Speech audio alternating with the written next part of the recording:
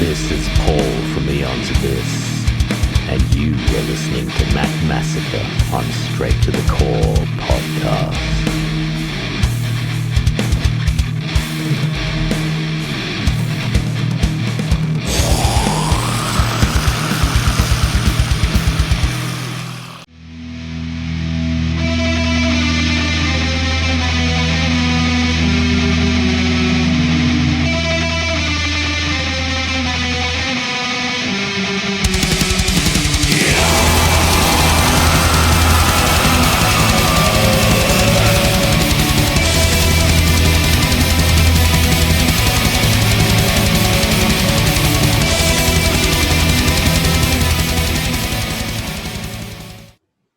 What's going on, ladies and gentlemen? My name is Matt Massacre.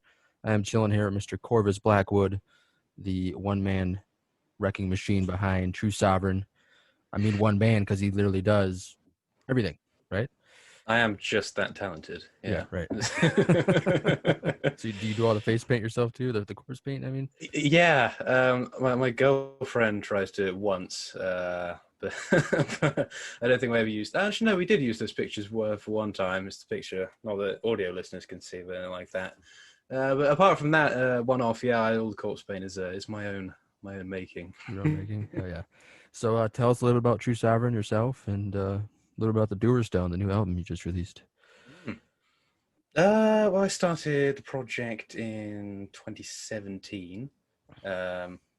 Yeah, sort of October-ish time there. I released a few I recorded a few demos and stuff that never saw the light of day, but I released one demo called Keys to the Soul, which came out in 2018, and various EPs and an album before then. But most recently was the Dewerstone, which came out on 3rd of June, which went down very well. I'm very happy with the reception I got from it. Everybody seemed to be very fond of it, receptive, which is, of course, happy to hear. Right. But yeah, based in Torbay, England, in case you couldn't tell by the accent or the the bad teeth. But yeah, that's pretty much me. Yeah, so the Dewerstone, the album, is based on sort of myths and legends local to the sort of area I live within a sort of 10-mile radius, really, because I was researching stuff to put on the album before I'd even come up with the concept or anything like that. I just finished releasing the first album. That was called Midnight in Anthem Mercer. Normally what I end up doing is, I'll see a sentence or something, or I'll see something online. I go, oh, that'll make a cool song title, and I'll write it down, and then I'll kind of go from there.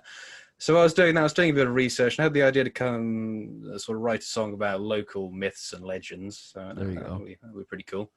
And then I thought, well, I know a few, obviously growing up here, and there's a few that everybody knows, but I thought I'd do some research to try and, find the perfect song. But when I was looking, there was just so many that I thought, well, I can't just pick one, and I eventually ended up being a whole album, which I think a lot of people appreciated the sort of almost history of it, and it's obviously a bit obscure, right, and very English and stuff like that. I know a lot of people locally liked it, even in America, Yeah, for me, all over the world, really, people yeah, really love that history side of it. Because of the Dewerstone and knowing the concept behind the album, like the inspiration behind the album, it made me look into the history of Devon and where you're from. And because think about England's how long has England been England? Thousands of years? Well, incomprehensible amount of time, right compared to obviously Americans of just 300 years. Exactly. Well, Americans as U-class Americans, right, obviously, natives and stuff. But yeah, no, England, well, yeah, pretty much moved up from Africa through to Europe, and obviously England was attached to mainland Europe, right, continental drift and stuff. It drifted away. But yeah, since cavemen, people have been living in this country, so there are thousands and thousands of years of myths and legends and all the history, all that kind of stuff. So yeah, there's a lot of inspiration you can take, not just from music, like Tolkien and the Lord of the Rings, right? Yep.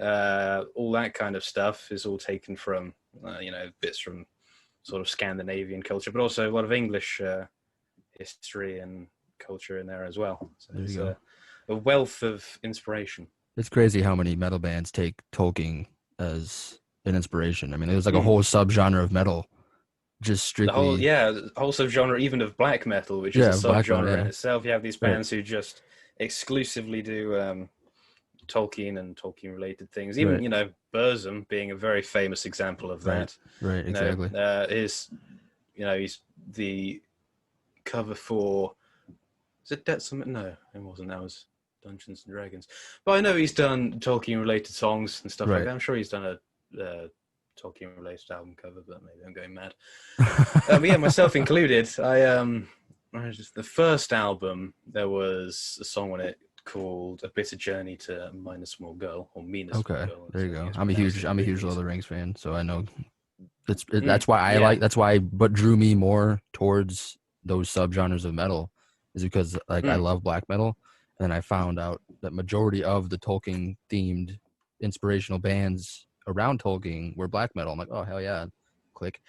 Yeah, it's very deeply integrated into the genre. Even bands that don't necessarily write about Tolkien's stuff, they might just be almost taking inspiration from it without even realizing. Oh yeah, true. Which is, it's crazy. I was going to do some more Tolkien themed stuff for the Dewerstone, obviously, before it became a sort of not quite concept album. But no, obviously that got put on the back burner for another time. So in the whole recording process, when you were putting together the Dewerstone, what aspect of the writing process was the hardest? Being that you do everything by yourself. What when it comes to like recording or playing or writing or putting it together? Or... Well, the good thing about sort of doing everything by yourself, especially writing and stuff like that, is usually you meet up with all your bandmates and you sort of go, I've got these ideas, and maybe you record it into your phone and then you go into a studio and record it there. I can just plug in my guitar directly into my computer, even if I'm not getting anything sort of in mind to actually record, and just sort of jam away, and then I go, oh, there's a cool riff, right? There you go. Sort of work it out that way. And almost that's a good thing about Pro Tools. I know a lot of old school musicians are sort of against the whole idea, but I can sort of come up with maybe 3 bits for a song and then sort of put them together in some sort of order and then sort of work around it that way. So guitars and actual songwriting in that aspect, not too difficult. Okay. Drum wise, everything up to and including the first album, or sort of half of the first album, I recorded sort of live. But I was having some real technical problems when I was recording the first album, just because I recorded drums somewhere that's not this room. Pretty much everything is recorded in here, but they are recorded off-site. And then, because it's an electric junkie, I recorded into another computer. Getting those audio files from point A to point B, which should be a pretty simple task, ended up being pretty impossible. I was just having all these sort of problems with it. Speed bumps. The first album almost didn't come out because of it. Oh wow. But eventually I sort of bit the bullet, went, right, I'm just going to have to program the rest of these drums digitally, just to get the rest of this album out.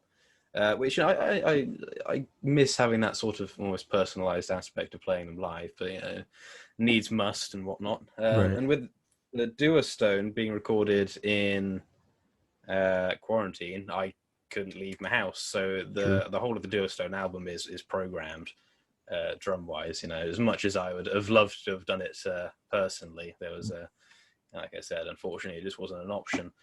But the thing, to answer your question, that I struggled with the most is writing lyrics and recording them, but especially writing them, because I try my best to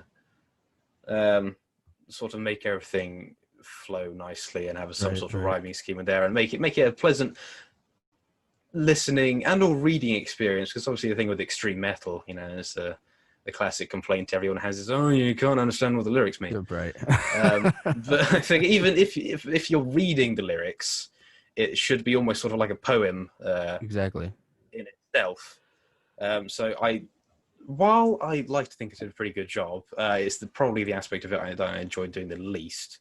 just sitting and writing and editing and all that kind of Right. stuff. But in terms of mixing and stuff, I got a whole bunch of new sort of software to play around with, recording this album than I had to the last album, which I think, even listening between the difference between those two albums, there was a big step up in terms of production and mixing and mastering. Everything sounds pretty professional for someone who recorded it all sat where I'm sitting now. Right, in a room, right. So what instrument did you start with? Like, what was your first instrument you learned to write music with? First instrument I learned was guitar. I studied that for, I hesitate to say studied because I don't know shit about music theory. Right. But I had guitar lessons for a very long time because I think I was I was in the car with my dad when I was like 8 or 9, and he put on a Van Halen CD. There you go. I'm just listening to the first Van Halen album. I was like, man, I need to learn how to fucking do that. That's cool. That's excellent. So yeah, I picked up a guitar from there on, and I had sort of lessons for on and off for quite a few years. And then I picked up drums partly because I saw a video of Joey Jordison, if you remember back at Download here in the UK in 2004. Jordison from Slipknot, he stepped in for Lars Ulrich. Oh yeah, I've seen videos of that. Yep. I saw that video and I was like, man, that's really cool. I got to learn how to do that as well. But it wasn't until I started Sovereign and, obviously being a one-man and everything, I actually had to buy a drum kit and learn how to do it. Right. But I think with drum, I don't want to say they're easier than guitar because I know there's a lot of drummers out there who are a lot better than I will ever be, will lynch me for it. But it's the kind of thing that you can sort of watch a few YouTube videos of other people doing it and sort of at least get the basics of what you're doing. You're not going to be like Joey Jordison, after watching a couple of YouTube tutorials, but it's something that I think you can learn by yourself more than, say, piano or guitar or anything like that. And bass. Oh, sorry. Go ahead. No, I was just going to say bass. I picked up again for the album, having not really played it before, but I play guitar, so it's I'm not the best bass player in the world. It's an instrument in itself, but it's not a difficult transition sort of from guitar to bass. I've heard some guitar players, they started on bass and then play guitar. They start on guitar and then transition to bass, or vice versa, or I mean, if you're doing it at the sort of most basic level, like I did, I think I expanded on it a bit more in the last album. But at the most basic level, if you play guitar, you can, play bass, at least somewhat competently. Right. You're not going to be playing like Steve Harris, but you're going True. to, you can hold it with it. True. Very true. So there's a sprinkle of different instruments in the Dewerstone. I think it was like a little piano, or is that from your previous album? I think that might have been. You make me question myself now. I think it was the first album. The first album did have a fair few piano sections in it. I don't think the Dewerstone had. Maybe that's what I was getting confused. Any, or if it did, certainly not enough for me to remember. Maybe I'm thinking of that music video you did on YouTube. That was for Midnight Anthem, Okay. so the title track. But speaking of the piano, did you play that yourself too, as well? Yeah, I played that piano section. Again, I'm not a pianist. My girlfriend is. She's like I think a grade 8 pianist. Which is sort of the highest level you can get, and I say, I can play the intro to November Rain by Guns N' Roses. That is all the piano I'll ever need to learn. Little Home Sweet Home or something, Yeah, I learned to play that as well. That's funny. So I can play it basically enough to like I said, do the intro to Midnight Anthem and the other couple of piano bits that were on that album. There's a couple of bits on the second to last track, the last proper track on the first album. There was The Curse of Vallenwood Manor, which was the first sort of properly long song I wrote. I think it's nearly 10 minutes. Oh, wow. And there's a sort of piano bridge going on. Style there going. Yeah, I think I was listening, speaking of Steve Harris, I was listening to,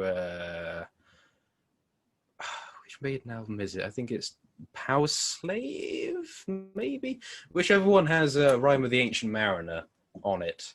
And hearing that song, obviously, so I think that's like 13 minutes. I think that's Power Slave. It has this fantastic sort of, obviously based on the poem Rime of the Ancient Mariner, has this fantastic, story being told throughout it. And it's got all these different sections. And I thought, I want to write a song like that. And that's how The Curse of Vallenwood Manor came out. And eventually, aspects of that were sort of the entirety of the Dewerstone is all story based. Not throughout the whole album, just on a song to song level. Right. So, for black metal, what led you to the point to be able, not really be able to, but to want to write a black metal album or start a black metal project? Being an edgy 16-year-old more than anything, I suppose. Well, obviously this is a few years ago now, but I heard about black metal for years, ever since I was a kid. These weird Scandinavians in makeup, sacrificing goats and whatnot. And I never really thought anything of it. But there was this one time when I was at school, I did music for one of my exams. And there was a girl there. She was very nice. And obviously I was 16 and a male who was completely, incompetent in the ways of talking to women. But for some reason, she was nice enough, or at least pitied me enough to hold up conversation. And we were walking back from school one day, and she was very Christian. Like I said, very nice. Obviously, it's not my thing. Right. And I was talking about music. I think, like I said, we did music together at school. And I think she talking about metal and stuff. Obviously, Christian. I mean, like super Christian people, not too hot on the whole metal thing. Right. And I said, it's not like I listen to like black metal or anything. And she went, what's that? I went, it's like these weird Scandinavians who dress up and paint and sacrifice goats and shit.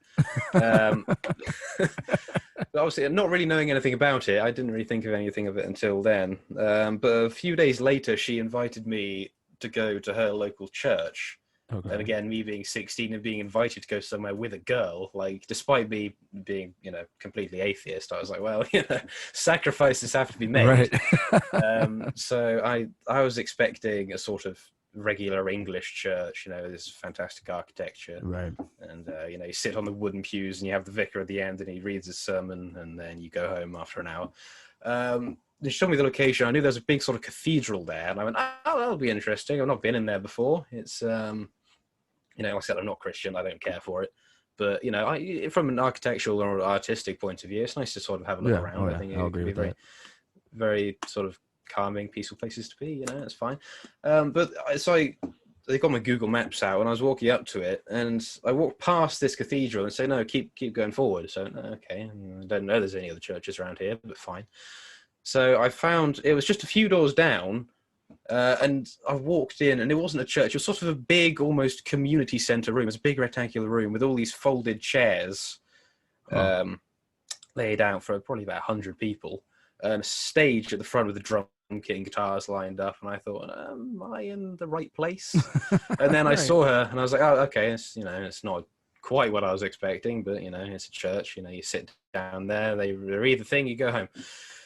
But it wasn't it wasn't a regular church experience, because there was a very stereotypical black priest or vicar, as as he was. He stood at the front on the stage and he was doing the stereotypical black priest vicar sermons.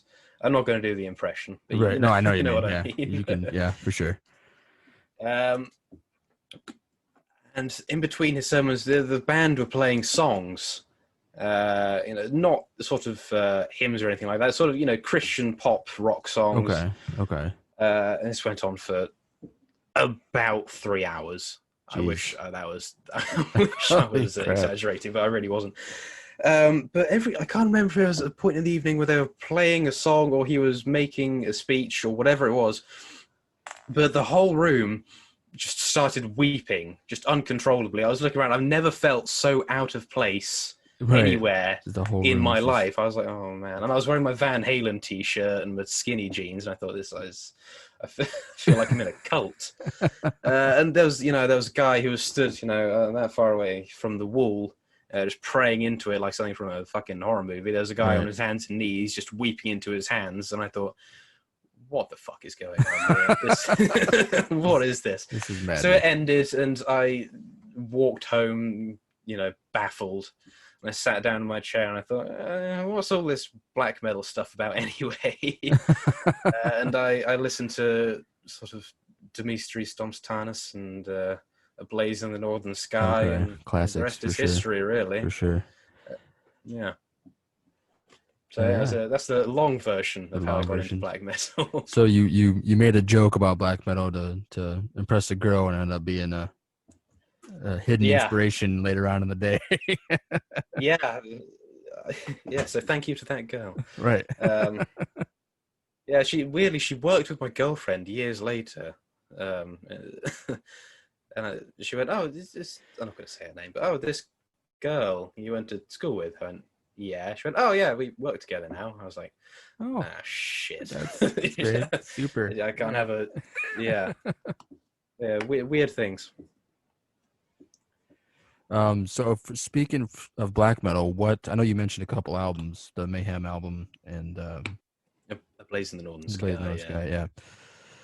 And so, is just the Scandinavian? Is the Scandinavian black metal? Is that like your main inspiration behind TrveSovereign?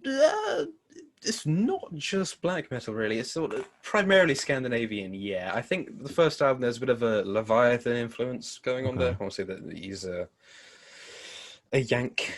Are you talking about LaVey? Sorry, Anton LaVey. Is that you're talking about? No. Leviathan, the band. The by band. A guy called Rest. His real name's Jeff Whitehead. He's a tattooist, like I am. So we're basically the same person, except he's a lot more successful than I am. So yeah, there's a bit of a Leviathan influence there. The first album, 10th Sublevel of Suicide, I did enjoy that. It's one of the few albums I bought on CD. So yeah, that's pretty much as big of an honor as I'm going to give to any artist. Me. Yeah, my CD collection is considerably smaller. Yeah. Well, yeah, that was the thing. Being broken 13 is that Pirate Bay was free and readily available. So the amount of computer viruses I got was probably worth the my substantial MP3 music collection. Right. And then obviously Spotify happened, and if you would have told me, history. I like I said, when there's sort of smaller bands and projects and stuff like me, sort of the underground stuff, and they bring out an album, I'll always, I'll buy it and support it, and I'll do what I can. Right. But in terms of like big releases and stuff like that, it's I'll take it or leave it, really. True. I mean, speaking of the small time bands like yourself, like the underground bands like yourself, when we featured the Dewerstone a few months ago when it came out back in the summer, even though it's technically still summer, whatever. Tail end of summer. No, mate, I live in England. It's never fucking summer here. True. It's still relatively. I mean, this week's been kind of shit, but I mean, either way. Back on the episode that I did with the Dewerstone, I said in that episode that it's been a while since I've heard a black metal album that's been that good. I appreciate it. Yeah. It's just like some modern black metal bands. Well, some modern black metal bands that you hear, they put out an album, they try to recreate what was created in the 90s with the Scandinavian style. The hi-fi. Sounds like it's recorded through a fucking, three grandmother's fucking answering machine. Yeah. Well, I think that's a problem with sort of metal in general. I know you've got sort of metalcore and deathcore and stuff that have come out more recently. But I think metal, especially black metal, more than any other genre, whether it be pop or rock or rap or anything like that, is really sort of stuck in the past and stuck in their ways. I mean, obviously you get new bands like Ghost, who I know a lot of people don't like, but I'm a big fan. I like old Tobias. He's written some good songs.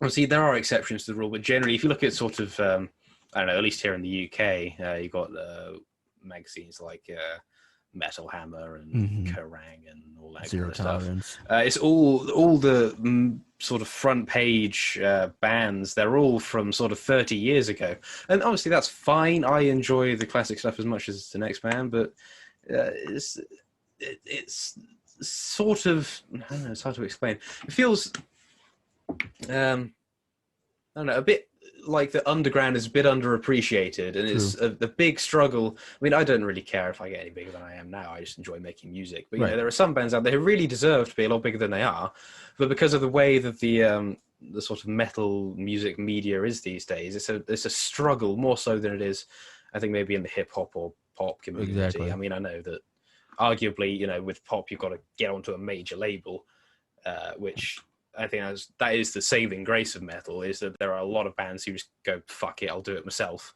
Right. But they're a lot quicker to sort of bring out the new bands. But I suppose the flip side of that is, with at least the pop music scene, is that they're just as quick to forget the new bands, and you get, maybe a few singles or maybe an album if you're lucky out of them, and then 5 years later you forget about them. Right. I think with maybe hip hop, it's a little more friendly in that way. Yeah. Yeah. You release your mixtape, and your fan base tends to be a bit more loyal. I mean, I'm not into that sort of music, I'm not particularly. Yeah. But yeah, a little bit. A smidgen, just a smidge. Smidge, very much, yeah. Well, I work in a tattoo studio, so I can't just have black metal playing all the time. True, I have true. colleagues who probably wouldn't appreciate that. So it's probably 50-50 hip hop and sort of rock and metal. Right. Well, the only reason I get exposed to it. Go ahead.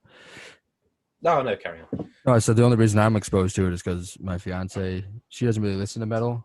She listens to a little bit, just basically what I expose her to, but 99% of the time she's listening to the top 40 stuff on the radio and of course, yeah, whatever's popular. So whenever we get in the car and drive somewhere, if we're taking my car, 9 times out of 10 we're listening to metal. If we take to her car, 9 times out of 10 we're listening, Taylor Swift or something, or Yeah. So the only exposure I get, and after I hear it enough, it's like, well, this isn't so bad. I mean, yeah, that's like my stance on it has softened, I suppose. I mean, I know a lot of people, maybe yourself included, when you're sort of in your teenage years, I mean, I'm only 21, but when I say teenage years, I mean like 13 into sort of 16. You're like, pop music sucks, it's metal, yeah. Whereas my stance today is, it exists for a reason. People listen to it and enjoy. I don't, but I'm not going to go out and rant on it about the internet about how awful it is. True. True.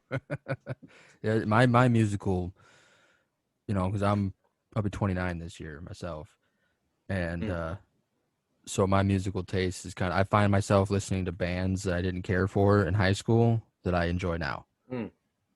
So it's just yeah, it's weird. I had a sort of rediscovering of Black Veil Brides there you go. Yeah. this past week, because I bought their second album when it came out in like 2011, because I saw the music video for Fallen Angels on Kerrang, and I was like, my God, this is cool as fuck.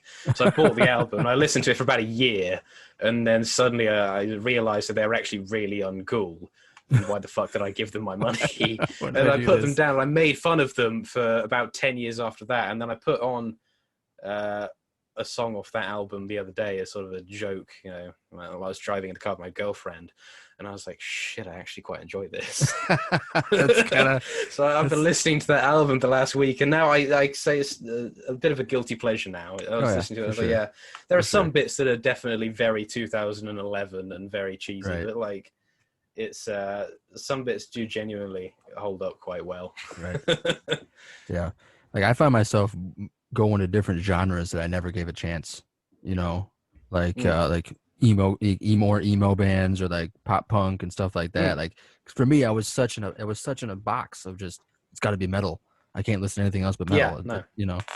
And then that box started to slowly deteriorate, and now my playlist is pretty sporadic.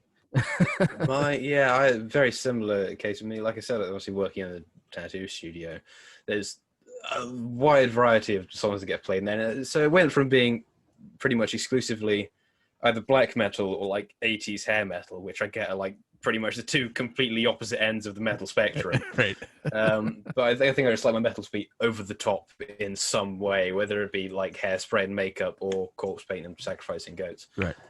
But now there's like, fucking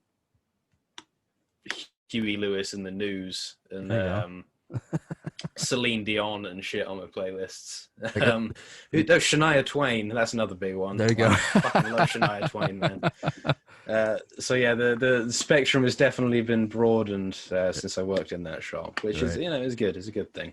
It's good because sometimes I'll listen to too much of one genre and I'll be like, all right, I need a break. I need to fucking what's next, you know. Yeah.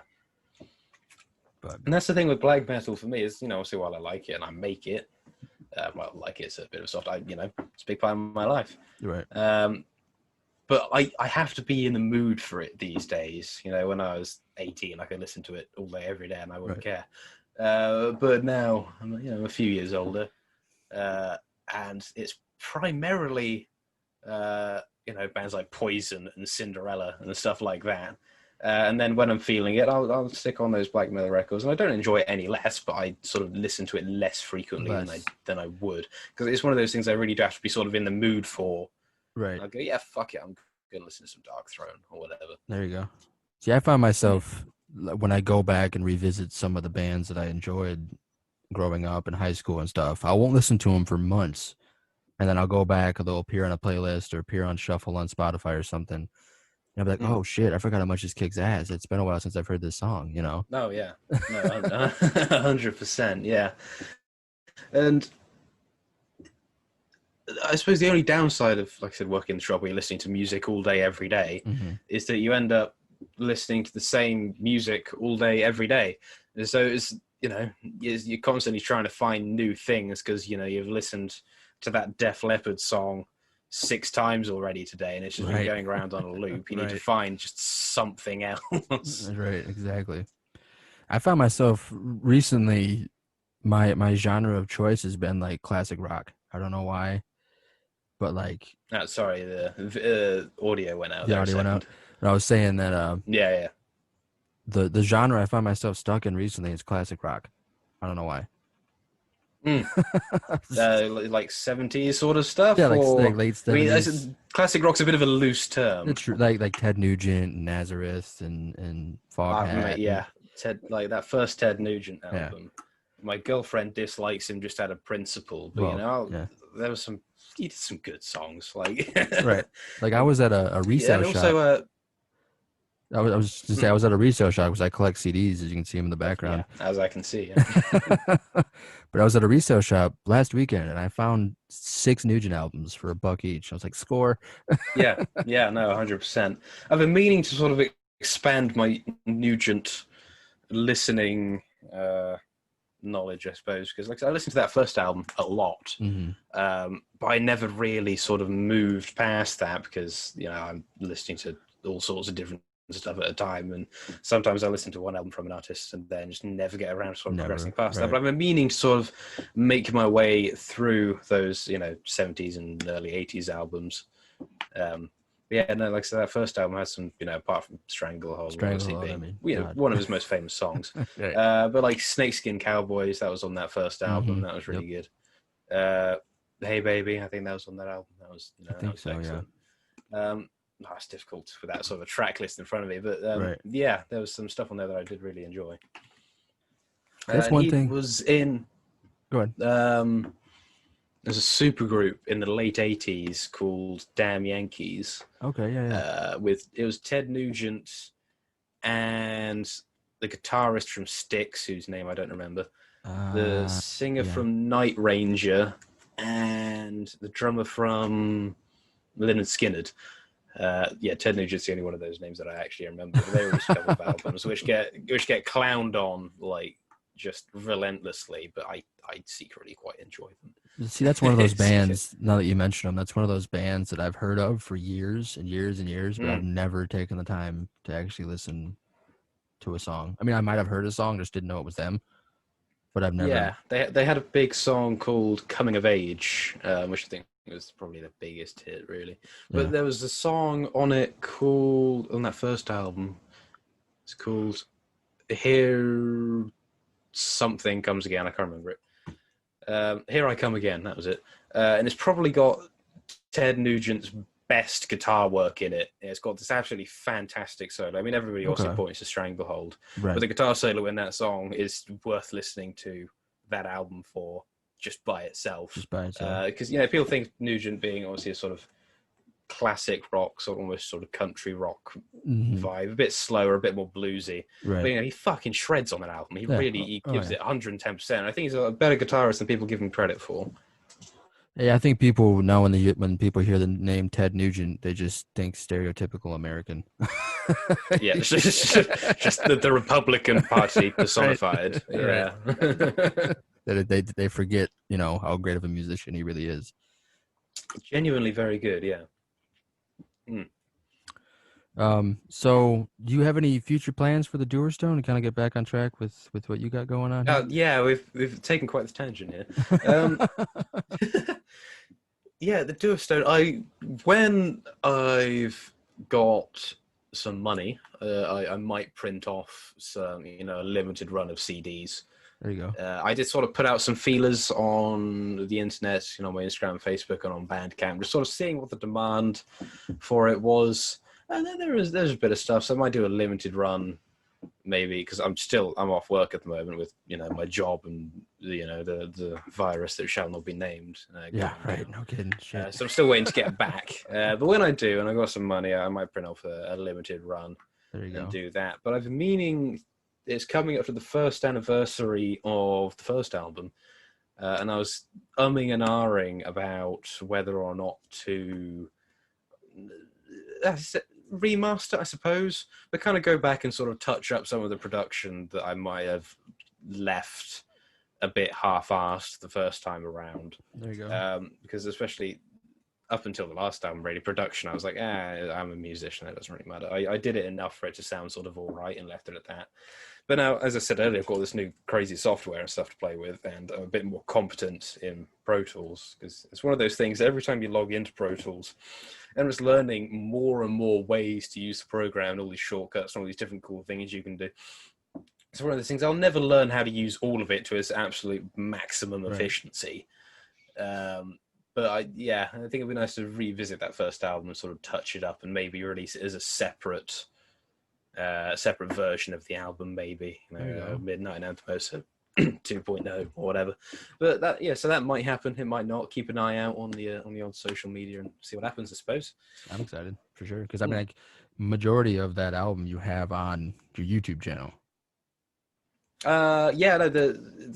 My distribution company, all my music is posted through. You got like the TrveSovereign topic YouTube channel, and they've got. I do have a YouTube channel I don't really upload to, because, like I said, all the music's uploaded to YouTube on a separate channel anyway. Okay. But yeah, there's the music video for the title track on that, which I was never planning to ever make a music video, but I got a friend who was studying film. Studying film at college. Okay. And one of my other friends came down from where he's in the army, and he came down for a weekend. Then he went, well, Ben does film and you are a musician, so why doesn't Ben film a music video for you? And I went, like a class project or something. I'm not got anything to lose. Right. Yeah, so I thought, well, it's mutually beneficial. So yeah, we recorded that. Will I ever do another one? Probably not. But it was a fun experience. Right. You could say you have a music video out there. Yeah, exactly. Something that you did, 20 years from now, you can look back on and be like, wow, that was a good day. Yeah, my grandchildren can laugh at me in the future and go, Jesus Christ, look at the state of this guy. It'd be like you see those pictures of your parents from like the 80s, and you see their mullets and the shoulder pads, and you're like, holy shit, look at the state of you. Right. It's going to be the same thing, but it's going to be, look at Granddad in his stupid fucking black and white makeup dancing around in a forest. So what did your grandpa do? Oh, he was a war hero. What did yours do? He wore paint on his face. Yeah. Well, yeah, if I get big and famous enough, they'll still be embarrassed, but at least I'll have the money to back it up. Right. How'd you get those shoes? Oh, my grandpa wears paint and makeup for a living, and he's really successful at it. So yeah, here we are. So speaking of shoes, a few years ago, I got given by the landlord of my local pub a pair of cowboy boots and a pair of Harley Davidson riding boots, which I wore in that music video. So there you go. Free shoes is best shoes, even if they're 20 years old and smell like old pub. There you go. Free is free, right? Man, I can't argue with free. That's what makes humanity so great. You know, Right. yeah. If you're offered free shit, regardless of whether you need it or not, you got to take it. Well, speaking of free, isn't the Dewerstone free right now on Bandcamp? Still? Dewerstone is free. It was well, not only the Dewerstone, everything I've ever released. Okay. It was supposed to be free until the 3rd of August, and then I thought, well, you know what, like, I might as well leave it free. When I say free, I mean you can pay money. It's on like a name your price kind of basis, so you don't have to pay anything for it if you don't want. But from a sort of Bandcamp perspective, you know, to any potential buyers out there, this is for you. Even if you pay like 50 pence towards it, it puts your name under people who've, you know, supported the album, and it boosts it in the sort of Bandcamp algorithms and stuff like that. So even if you're, you know, a couple of pence, it's all the support I need, really. You know, I never expected to make any money from it, and I certainly spent a lot more money on the project than I'll ever make back. But, right. Yeah, even if it means that you can put your name saying that you supported the album, and also if you leave a comment under the album, because you know you go onto the Dewerstone page and you go, or any page on Bandcamp, and you can see what people have written about the album, you know, whether they love it or hate it or whatever. It's always nice to read those comments. So, yeah. like I said, if you've bought the album or you like it or you really hated it and wanted me to let me know how much you disliked it, then write a comment under the album page and I'll give it a read and I'll either laugh or cry, depending on the review you give it. It's funny. So how long, I don't think I covered this, but how long from front to back recording the Dewerstone, about how many months did it take you to put that all together? Well, it wasn't until quarantine that I really sort of knuckled down and did it. But I started working on it in one way or another. I think the day after the first album came out, I started working on the album cover, which I painted on an iPad. In fact, this very iPad right here. So it's all a digital painting that I'd sort of edited and adjusted right up until sort of the last minute before the album came out. So I sort of worked on some riffs on and off until lockdown started properly. And then it was... lockdown started in March here in the UK, and then it came out in July. So that gives you a sort of rough estimate of the time scale. And you hear these stories of like Van Halen going into a studio and recording Women and Children First over a weekend. Right. Or Burzum with their, you know, Varg's first album, he wrote it in, well, he recorded it in like 2 days. Right. Which is obviously crazy, but from that perspective, you know, to take Van Halen, they've got, you know, studio producers and people coming in and making them coffee and you know, setting up all the equipment and stuff like that, and they have all the songs pre-written, whereas I sort of write things as I go along. So if you've got everything pre-written, you've got a bunch of people sort of doing all the boring technical stuff, yeah, you can absolutely, well, maybe not so much these days, but certainly 20, 30, 40 years ago, you could go into a studio and record, you know, over a couple of hours and have a finished album. Like, speaking of like Black Sabbath, did they put out like 4 albums in 72 or something? yeah, something absolutely nuts. But that is one thing of having sort of multiple people, more than one person in a band, is that you have other people to do the boring stuff as much as you do. Right. Because I enjoy playing guitar and, you know, programming the drums and stuff. I can take or leave. It's, you know, I don't hate it, but I don't, you know, find great enjoyment out of it. Right. But then it's just like the editing and Pro Tools, and then the mixing and the mastering and all that dog shit that is just, it takes years off my life every time I have to do it. Like, writing the music and playing it is the easy part. Yeah, 100%. But the rest of it is just so tedious. Right. And like photoshopping all the artwork. And that's a good thing about, like I said earlier, I'm a tattoo artist, but I also I studied graphic design and art at college. So that gave me a good understanding of graphic design and how Pro Tools works. I mean, I used Pro Tools beforehand, but, you know, there's a couple of little tips and tricks in there that, you know, I sort of picked up over the couple of years I was there. But yeah, like I said, like some of the photoshopping promotional stuff I quite enjoy, and other bits, you know, you're on your like 6th draft. I'm sure you know the same thing of when you're putting stuff together for thumbnails and stuff. Yeah, oh yeah. When you're like 6th draft of, you know, this thumbnail or this banner or whatever, and you're not quite right, and you just want to fucking die. Move that particular font down just a hair because it's too close to the edge. Yeah, And you move it down, you're like, that's not quite right, and you Right. move it up a bit, and you go, nah, maybe it needs to be a different font. And you change the font and go, nah, the first one was better. Yeah, it's too small. And maybe if you try the top right-hand corner instead of the top left-hand corner and all that, Right. you know. And you rearrange everything to the point that you forget what the original one looked like because you never saved it because you're too far ahead of yourself. Yeah, I've been there. Yeah, and then you have 60 saved fucking Photoshop files of the same thing saved onto your hard drive, just taking up all your space. Right. It's ridiculous. Yeah. No, for me, I mean, obviously there's not as much that goes into producing a podcast as there is an entire album. But for me, when I record each episode, it's the same way. Like recording it and putting it together is the easy part. It's editing my vocal track and putting everything in the right spot and making sure everything sounds great. Nothing's peaking. Nothing's that's the annoying part. Yeah, and with vocals as well, I think in some ways a lot harder to mix, whether it be on a podcast or an album, than anything else. Because guitars, especially with the sort of super, extreme metal, whether it be black metal or death metal, they almost sort of compress themselves and they don't tend to peak too much. And with drums, the drum software I use is pretty much all mixed for you. There's very little you have to do. But with vocals, trying to get those all level without any, big spikes or any bits that are a bit too quiet, you make sure everything's nice and clean and crisp, or, in my case, sort of distorted and dirty it's probably the biggest learning curve I had when it came to making music. I've tried, if you listen to, sort of through the TrveSovereign discography, you can see all these different sort of experiments and different ways I've recorded vocals to sort of see what works and what doesn't. But I think with the Dewerstone, I sort of got to a point where I'm like, yeah, those vocals are pretty much what I was aiming for. And that's part of the reason why I wanted to go back over the first album.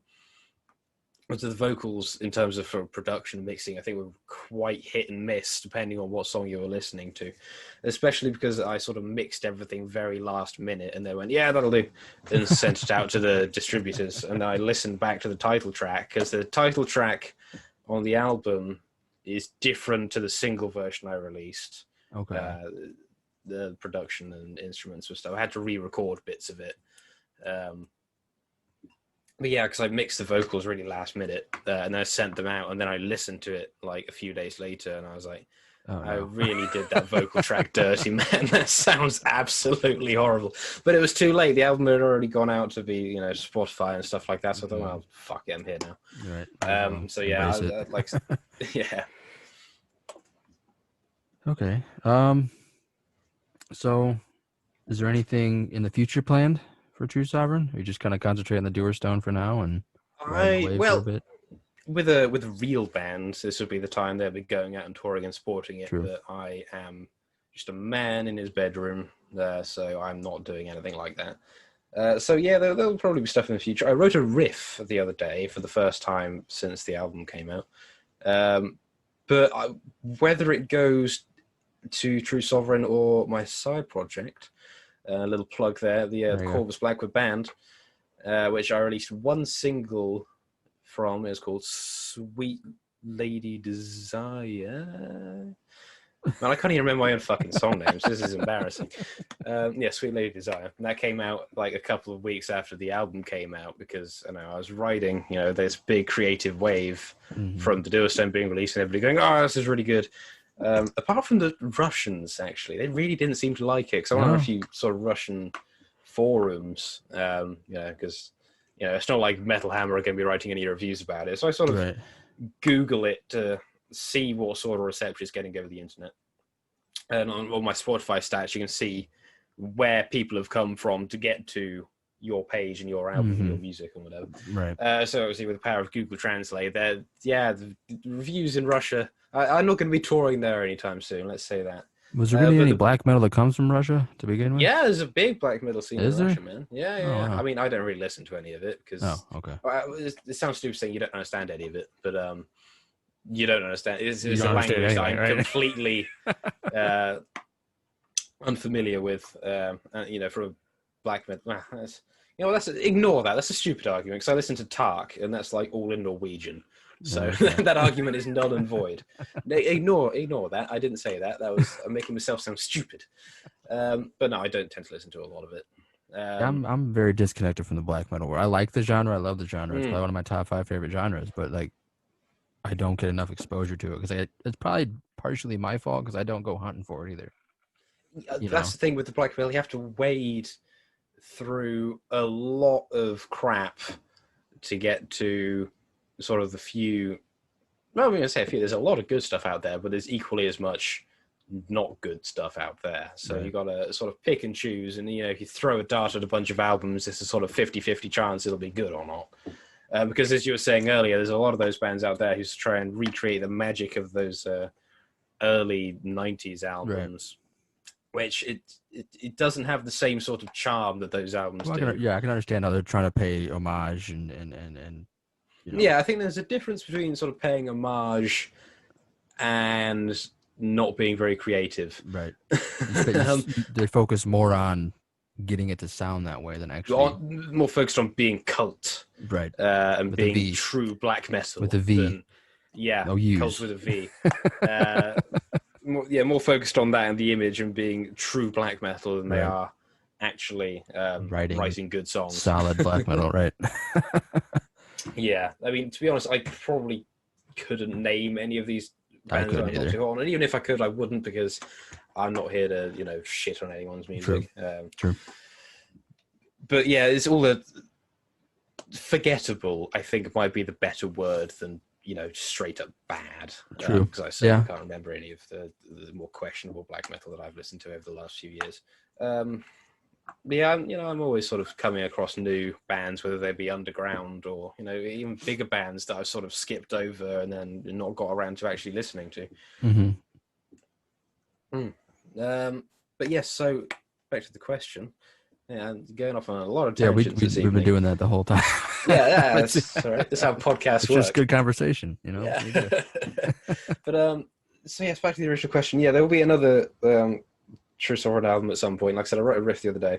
Whether it goes to the Korvus Blackwood band, which I've been meaning to write more music for, but it's more of a sort of, well, like I said earlier, it's with me, it's either like extreme black metal or like 80s sleaze glam metal. So it's more on the glam metal spectrum than it is on the black metal spectrum. But it's such a different discipline to writing black metal. It's a bit of a shock to the system trying to write something that's catchy rather than something that's sort of atmospheric, if that makes sense. Okay. And I am by no means a great singer, which is a bit of a problem. And like I said, I'm too stubborn to ask for help. So I'm gonna have to work on that before I do anything too crazy. But yeah, there will be another TrveSovereign album, and there will be a Korvus Blackwood band album at some point in the future. But I think just writing and recording the last album, in like I said, doing it by myself in a very short space of time, just for one man who sort of knows what he's doing, but not really. It like took every ounce of creativity I had left in my soul. So I'm going to sort of wait and recharge, get the creative juices flowing again, and listen to some more good black metal. That's probably the best way of getting me sort of in the mood, is when you find this really good band. They're like, man, they're fucking great. Like, I need to get back to writing my own stuff. Something that's really going to be like, okay, where's my guitar at? Exactly. Yeah. Speaking of guitars, I made a guitar specifically for the Dewerstone, because this is just how high budget that album was. When I say that, I got given some guitar parts by my dad. He went, "Hey, you like guitars? Just make a guitar." So I took some of those parts and I bought other bits, and I sort of made this Frankenstein of a creature that's sat behind where the camera is now. So yeah, it's got these. I built it to be that really sort of harsh and nasty black metal tone. It's got these EMG, I can't remember what the name they are. They're like the Zakk Wylde special edition EMG pickups. But I don't know if it's my questionable wiring / building skills or what. But the bridge pickup, like where the tremolo arm is, sounded too harsh and distorted, regardless of how I was playing it. So that whole album was recorded using the neck pickup, which is unusual for a metal album. It's usually the humbucker that gets all the love and attention. Mm-hmm. But I recorded all of that album with the neck pickup because it sounded better, especially throwing in all these layers of distortion, and it's black metal, so there's all this reverb and Right. sort of delay and stuff running through the guitar tracks. And with that album, recording any album really, especially metal, you don't just record a guitar track and then maybe a rhythm guitar track. I record the guitar track 1, and then I send that to the left, the left speaker, a guitar track 1.2 or whatever, and then send that to the right speaker. And I do that twice. So there are 2 guitars playing the same thing running to your left headphone, and 2 guitars playing the same thing running to your right headphone, and that'll be like your lead guitar. And then do the same thing for rhythm guitar, to get that stereo effect, and B, to sort of build up the layers, and it just sounds a lot bigger and more powerful, which is a pretty common way of doing it these days. You can do it with vocals and stuff as well, and bass. But with vocals, there were definitely bits of it that were layered to give it that build up, but it wasn't as intricately done as the guitars because, like I said, I'm not much of a vocalist and I don't know a great deal about it. So I sort of did the best with what I knew and what I could find on the internet. It's some of those things that you find by accident, like the issue with your pickups that just happen to make the sound of that particular album, like even like another, not black metal, but like Pantera, like Dime, he would tune half a step down, just to be different, I recently tuned my other guitar down a whole step. For the Korvus Blackwood project, it's a Kramer with some Seymour Duncan pickups, and it says, the most 80s guitar you could ever fucking buy. And a lot of that stuff was recorded in D instead of E. So I thought, well, fuck it, I better tune this baby down to D for the first time since I bought it.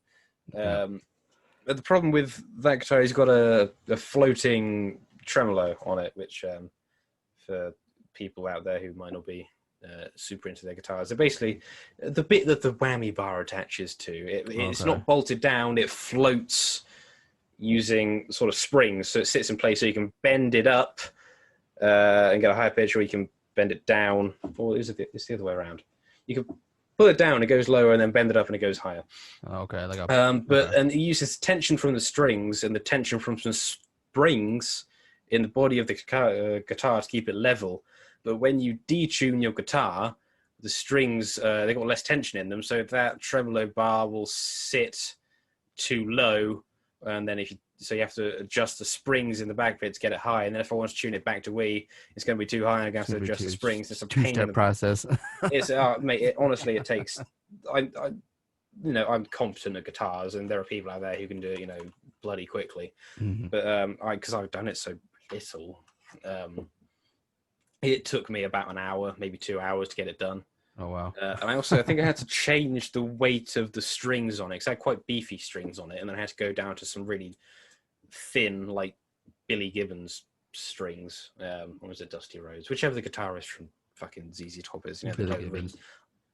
Lightweight strings. It's not Dusty, it's a wrestler. That's a wrestler. I was going to say, wait a minute. What? Yeah, man, sorry. Really? I always get those two confused. It's Dusty Hill. Fucking hell. That's funny. Yeah, he plays with really lightweight strings, so I put some really lightweight strings on that because even the gauge of the strings will affect how high or how low this floating tremolo will sit. So I built that guitar especially for that album. It took me quite a while. It was sort of a working project for a long time. So a project within a project. Project within a project, yeah. I bought it without. It was just going to be a guitar, and then I started making this album, and I thought, well, I recorded the first album with that Kramer, which is a fantastic guitar. It plays really nicely, but I thought it's not cult enough for a black metal album. So I'll make my own. That is as black metal as you can get. Making your own guitar to record an album. Right. That's as DIY as you can possibly get. So I changed the project MO to making the most black metal guitar I could on a budget, which is what I did. There you go. If it works, it works. It plays like shit. Don't get me wrong. It's absolutely horrible. But that's part of the black metal charm, Right. Exactly. Exactly. It's a bit of it's a sensitive beast. Once you play it for a bit, you kind of get the hang of it. But there's it's got its foibles, if you will. Right. It's a guitar with a lot of personality. There you go. Hey, there you go. See, I was saying, like I said about the Dewerstone, and to go back on what you mentioned before about the underground bands, finding it hard for the underground bands to find an outlet, or a lane, if you will. And that's kind of the reason why I started the podcast, is when you reached out to me. I can't remember how we initially made contact, but I think I messaged you. Okay. I think you put up a post saying, "Does anyone want to be on a podcast?" And I went, "Fuck yeah!" Okay. And that was kind of how it went. That's how it worked. But this is good. It's very good to have people like you. And there is I've got some friends at Heathen Heart Records, which really sort of helped me out when I first started the project. I think they were sort of starting at the same sort of time I was, and it was sort of mutually beneficial. He released my stuff on his YouTube channel and gave me shout outs on Instagram. So there's a big shout out to Heathen Heart Records. Follow on Instagram and Facebook and YouTube and all those things. He's a really sound guy. There you go. All right. There you go. There's my good deed for the day. Right. Well, personally, like I said, I love the Dewerstone. It's a fantastic album. It's on pretty heavy rotation in my daily listening. It's as big a compliment as I can ever receive. So thank you. But we've been talking about an hour. So is there anything you want to end with already? Jesus Christ.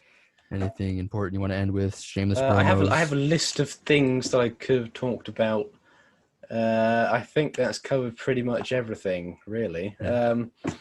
Is there anything else? Oh yeah, just follow me on social media, people, please. I'm begging you. I need that Instagram clout. I need to be up there. Like, I've got Metallica in my sights. I want to have more Instagram followers than them. Right. So it's at TrveSovereign, and True is spelt with a V, or is it at True_Sovereign?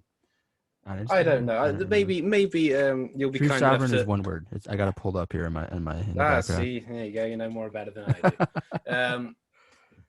So yeah, give me a follow on Instagram and Twitter and Facebook and fun stuff. I always share every time there's a band on our social media. I'll tag the bands and stuff. So for those listening, if you have trouble finding Mr. Korvus Blackwood's project, TrveSovereign, it'll be tagged in our post. So just click on it, give him a follow, give him a like on Facebook, and it amazes me. Speaking of wanting social media clout, if you will, quotes in there. I look at bands like yourself and musicians like yourself, and I'll see, or you guys will reach out to me to be a part of the podcast, and I'll look at the social media and see how unknown but amazing, like the amount of music in, like, how do I put it into words that make sense? The level of talent versus the output of knowledge to others is appalling. Oh yeah, and I think that's the problem with sort of social media and stuff, is you got this, so many different bands going, look at me, look at my page, I'm good, give me a follow. It's easy just to sort of ignore it and go, it's just another one of these bands. But if take your time to look at them, not necessarily just me, but you see a little black metal band or anything like that on your Instagram Explore page, give them a look. Right. But yeah, there's a band or another project like me called Sonera. They're from Texas. Okay. And we have sort of similar sort of Instagram following, give or take 100 followers or something like that. And the disconnect between he's a really good musician. He's genuinely very good. Disconnect between his social media followers and the amount of plays and stuff he gets on Bandcamp and Spotify and stuff like that is crazy. You got all these people who listen to him. He's very, very good. But that social media presence just isn't very little. Isn't really there, which I think it's very strange. That's my second good deed of the day. Yeah. Follow Sonera on Instagram. He's very good. There you go. And it's crazy. The digital age, the ebb and flow of everything is insane. It's so hard for musicians like yourself, especially in I wouldn't say unpopular, but unrecognized potential. Right. But especially in black metal too, it's not the most popular genre in the world. It's very hard to get into, and I do accept that because I had a hard time getting into it with my story earlier. It was a little more complicated than that, but there's only so much I can talk about. Right. Weird church experiences and shit like that. But it did take me. It's a very abrasive genre, and it did take me a good few listens of several albums to sort of have it click in my mind. For sure, and go, that's what it's about. I would listen to one black metal band, and you'd be like, oh, related artists over here. Okay, click. Yeah. Or especially back then it was Yahoo Music, and that was in high school. YouTube was around, but it wasn't as utilized as it is today. Absolutely. So a lot of the music videos I watched was on Yahoo Music of all things, and so you watch a music video and then there'd be little related links like it is on YouTube, but it was Yahoo. Yeah, it's before my time, my friend. I grew up in the YouTube age. Yeah, right. So YouTube, like 2005, 2006. 2005, I think. Yeah, it was when I think that was even before that. That was like 2002, 2003. So I don't even think YouTube was even a thing yet, to be honest. No, yeah. Yeah. So it's crazy how much music has grown in a sense of outlets, but it's also, I feel like it's great for music because there's so many different ways you can listen to music, but now in turn it's harder to get noticed because there's so exactly. much It's easier to find music from a sort of listener's perspective because, like I said, you got all these different bands going, look at me, and you sort of just click at one at random, and they might be good or they might not be. But again, from an artist's standpoint, you've got all these bands you've got to compete with and be like, no, look at me first. I'm really good, I promise. Right. So it's good for your ears, but not so good for the people that listen to music to play in your ears. So it's a double-edged sword. There you go. Yeah. That was funny. But yeah, I appreciate you being here. Thank you so much for being on for the second installment with TrveSovereign. Technically third, because you guys are a part of you guys, as there's more than one of you. You guy, yes. You guy. We had. I was on the compilation, yes. The compilation, yes. And listen to that if you haven't already. There's a lot of good bands on there. Speaking of bands you should listen to, all of them. Just listen to all of it. It's great. Thing. If you've already listened to it, listen to it again. Bandcamp. It's worth your time. straightforwardpod.bandcamp.com. Free, 99. 100% free. 100% free. Always will be. Best kind of music. And but yeah, I appreciate your time. And maybe I'll be back for a fourth installment at some point. Like I said, I'm not exactly busy at the moment, so at some point, unless everybody hates me, then I may well be back. I've got more stories. Yeah. Well, again, thank you so much for taking an hour out of your day. I know it's probably getting late for you now. It's 10 o'clock here in the UK. So bad. That's not too bad. I have the night's still young for me, at least. Anyway. Right. Well, thank you so much, Korvus. I appreciate your time, and I'll hopefully talk to you soon about indeed, some future stuff. Yes, it's been a pleasure. Indeed. Bye-bye. Bye-bye.